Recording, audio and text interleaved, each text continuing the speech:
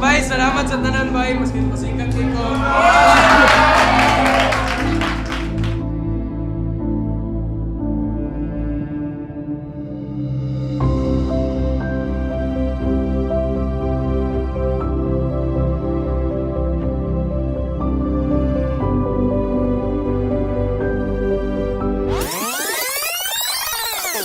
Char. Or what is up YouTube, it's your bro back at it again with another vlog.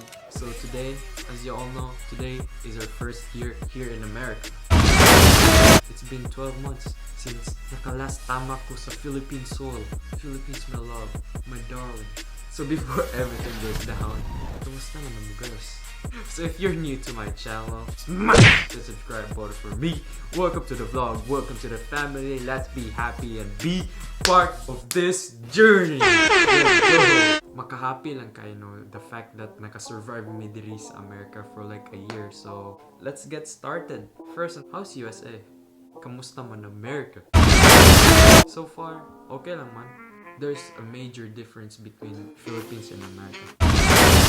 Ambot lang, both Philippines and America have negative and positives. There's some stuff na similar lang yun. There's some stuff na pare-pareha lang between America and Philippines. So second, pag-adjust na mo there. Actually, that is one of the hardest part of being here in America. Especially kung first time nyo mag-migrate, no? Pag-adjust nyo mo kay nasanay ka sa culture sa Pinas. So, lahi lang gud kayo. Lahi ang mga tao diri, lahi ang mga tao diri sa Pinas. Ito lang skip sa tabi. Gumingaw na gud kayo ko sa inyo. Like, for real. Excited na gud kayo kung mabalik diri sa Philippines, guys. We were talking about sa pag-adjust na mo diri. Lisod gud kayo guys sa pag-adjust kay. Kung pag-abot na mo diri, 7 PM or 6 PM, pislok na kami lang ate o mami. Like, tulog na mi. Dead asleep. Usahay mong mata mi mga 3 AM. Play buhaton. Usahay gamit lang sa mga phones. Tapos, kaon. Tapos, sa'yo masad. Sige ko na una sa mga friends. Muna yung life na mo sa first 2 months na mo na stay dito sa America. Unang reason nga nung nilingin akong share ko lang. So, let's move on. School. So, nag-eskwela ko sa 25th day na mo nga stay dito. Dira na ko nag-start og eskwela. Mga December something. So, okay sila diri guys. Kaya mura sila college. Okay, dira sa high school sa Philippines. Kaya mag-stay lang man tanong. Sa isa ka classroom. Tapos, ang teachers lang mag-switch every hour. Diri sa America kaya instead ng teachers mag-switch og classroom, ang mga students mo mag-switch og classroom. Murag chill lang kayo. Kaya nabaguan ko ba? Tapos feel na ko nga, mura na kong college. Pero, mulang day gihapon. High school. So, same grade lang gihapon ko, grade 11. Wala ra gihapon nagbago, no? So, let's move on. Friends. Most of my friends kay kailan ako sa school. First day of school na ako, marag excited na gid kayo ko kay na homesick man gud ni. Makasad lang kay kung gusto ka makipag-storya sa mong friends dira sa Pinas kay tulog sad sila, tapos kung mata sila, tulog sad ka.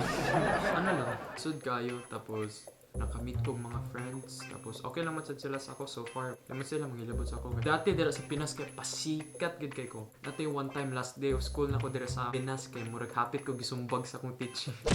Oops, let's spill the tea. Tapos ang attitude na ko dira sa America kay hilumon lang gid kay ko. If dili ka mo stories ako, dili sa ko mo stories mo. Wow. On activities. So, if regular school day kay wala may ginabuhat. Like, humata, maligo, iilis, kaon, get ready for school, pick upon ka sa school bus, atog eskwelahan, muli, tulog, tapos umanog tulog, mumata na sad ka, mamanim og mata, balik. Tapos pag weekend kay usually naga-limpyo lang ko sa balay para makalaan ko. So, let's move on to sports. Last 3 or 4 weeks ago, the soccer season just ended. Soccer player day ko diri. Wow! Let's move on. Akong communication skills. Usahay na lang kay di na ko magamit ang Bisaya. Diri na ako magamit ang Bisaya pag mag-story ko sa akong mama o kung ako. Usay kay murag mayungit na ko ba maglisod ko pronounce sa mga ubang Bisaya words. Siya pa ko.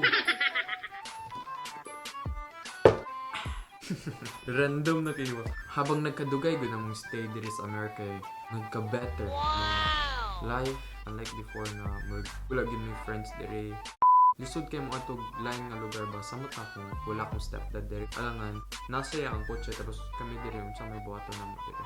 magtanga. Dapat gid nga na kay masakyan na kotse nimo or friends na mag-pick up sa imo or Uber. Tapos mahal kayo. 1 hour later.